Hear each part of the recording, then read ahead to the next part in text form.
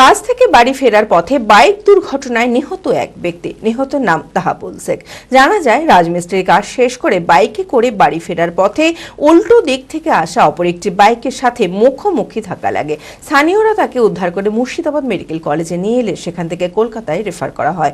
কলকাতা নিয়ে যাওয়ার পথে রাস্তাতেই মারা যায় সে। মানসিক স্বাস্থ্যের জন্য সবার আগে যে নামটি মনে ভেসে ওঠে, সুস্থ মনের ঠিকানা মনোবীক্ষণ। যোগাযোগ নাম্বার 7477799513। মর্মান্তিক বাইক দুর্ঘটনায় প্রাণ হারায় তাহাবুল শেখ। পেশায় রাজমিস্ত্রির কাজ করত সে। এদিন কাজ শেষ করে বাইকে করে বাড়ি ফেরার পথে উল্টো দিক থেকে আসা অপর একটি বাইকের সাথে মুখোমুখি ধাক্কা লাগে। ঘটনাস্থলে গুরুতর আহত হয় সে। স্থানীয়রা তাকে উদ্ধার করে মুর্শিদাবাদ মেডিকেল কলেজে নিয়ে এলে সেখান থেকে কলকাতায় রেফার করা হয়। কলকাতা নিয়ে যাওয়ার পথে রাস্তাতেই মারা যায় সে।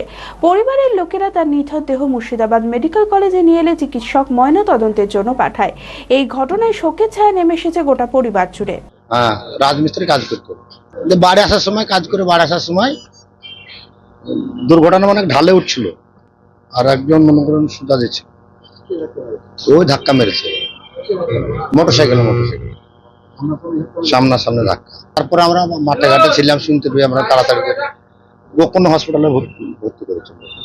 যারা কুড়ি নিয়ে এসছে তারা, তারপর ধরুন বহরমপুর ঠেলেছে। বহরমপুর থেকে রাত্রে আবার 9টার সময় 8:30টার সময় কলকাতা চালান করছে।